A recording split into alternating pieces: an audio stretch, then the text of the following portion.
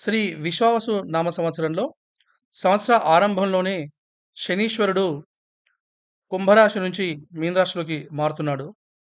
తర్వాత సుమారుగా ఒక నెలన్నర తర్వాత గురువు మరియు రాహుకేతులు గూడా వారి రాశిలోని మారి తదుపరి రాశిలోకి వెళ్తున్నారు.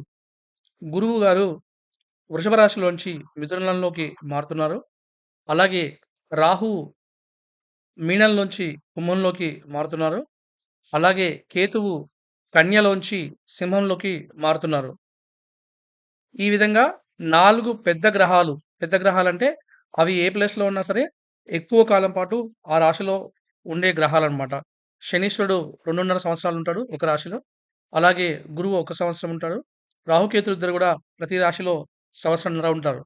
కాబట్టి ఈ సంవత్సరం అంతా గూడా వీటి ఈ రాశుల యొక్క చేంజ్ అవ్వడం వల్ల, ఈ గ్రహాలు రాశులు చేంజ్ అవ్వడం వల్ల అందరికీ మే వరకి ఫలితాలు ఒకలాగుంటే, మే తర్వాత ఫలితాలు ఇంకోలాగుండే అవకాశం ఉంటుంది.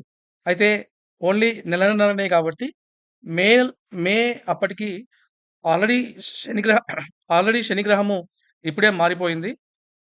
ఉగాదితోనే మారిపోయింది కాబట్టి, మిగతా 3 గ్రహాలు మేలో మారుతున్నాయి కాబట్టి, మేని రిఫరెన్స్‌గా తీసుకొని నా పిక్చర్స్ అన్ని గూడా ఇవ్వడం జరిగింది.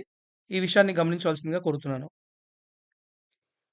అందరి అన్ని 12 రాశుల యొక్క ఫలితాలు ఈ మేజర్ గ్రహాలని ఆధారంగా చేసుకొని చెప్పడం జరిగింది. కన్యా రాశి వారికి ఈ సంవత్సరం ఆదాయం 14, వ్యయం 2, రాజపూజ్యం 6, అవమానం 6. వీరికి గురువు తామరమూర్తిగా, శని కూడా తామరమూర్తిగా ఉండబోతున్నారు. రాహుకేతులు ఇద్దరు కూడా రజతమూర్తులై ట్రాన్సిట్ చేస్తారు. కన్యా రాశి వారికి వీరు నిదానంగా ముందుకు సాగుతారు. మే తర్వాత కేతువు ఆధ్యాత్మికతను పెంపొందిస్తారు. జీవితం పట్ల ఒక విధమైన వైరాగ్యాన్ని కనబరుస్తారు. గురుబలం, రాహుబలం బాగుంది. కుటుంబం వృద్ధి చెందుతుంది. సొంత ఇల్లు కొనుక్కుంటారు. మీ మాటకి విలువ పెరుగుతుంది. సోదర సోదరీమణులతో మంచి సమయాన్ని గడుపుతారు. విద్యార్థులకు అత్యంత అనుకూలమైనటువంటి కాలం.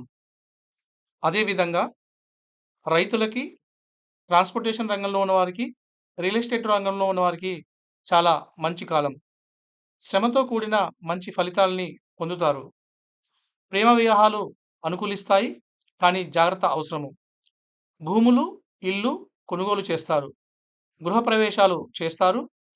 పత్రిక, ప్రింట్, మీడియా రంగాల వారికి బాగుంటుంది. అలాగే పోటీ పరీక్షల్లో విద్యార్థులు నెగ్గుతారు.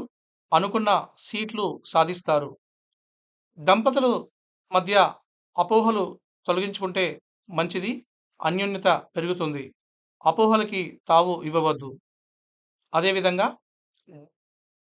వ్యాపారాల్లో భాగస్వాములు జాగ్రత్తతో వ్యవహరించాలి. ఉద్యోగస్తులకి ఇది మంచి కాలము. మరియు అదే సమయంలో ఇదొక పరీక్షా సమయం కూడా. అదెలా అంటే మంచి అవకాశాలు మీ సమర్థతను నిరూపించుకునేందుకు సవాలుగా మీ ముందుకు వస్తాయి. వాటిని మీ నైపుణ్యంతో మంచిగా సాధించుకుంటూ ముందుకెళ్తే మీకు ఉన్నతి లభిస్తుంది. మీ కార్యాలయంలో ఉన్నత శ్రేణికి చెందిన ఉన్నతాధికారులతో మీరు కలిసి పనిచేసే అవకాశాలు మీకు వస్తాయి. మీ సమర్థతని నిరూపించుకోవడానికి ఇదొక మంచి అవకాశము. ప్రమోషన్స్ వస్తాయి. ఉద్యోగంలో ఉన్నతి ఉంటుంది. వేరే ఉద్యోగం కోసం ఎదురుచూస్తున్న వారికి కూడా ఉద్యోగాలు వచ్చే అవకాశం ఉంటుంది. ఈ రాశివారు తీర్థయాత్రలు చేస్తారు. అన్ని రకాలైన వృత్తుల వారికి ఈ సంవత్సరం బాగుంది. కవులకి, కళాకారులకి, చిత్ర పరిశ్రమకి చెందిన వారికి కాలం కలిసి వస్తుంది. న్యాయవాదులకి, న్యాయమూర్తులకి ఈ సంవత్సరం అనుకూలంగా ఉంది. అదేవిధంగా కోర్టులో కేసులు కోసం తిరుగుతున్న వారికి తీర్పులు మీకు అనుకూలంగా వచ్చే అవకాశం కూడా ఉంటుంది. కన్యా రాశి వారు ఈ సంవత్సరం మరింత మెరుగైన ఫలితాల కోసం శివాభిషేకం, హనుమంతుని ఆరాధన చేస్తూ ఉంటే బాగుంటుంది.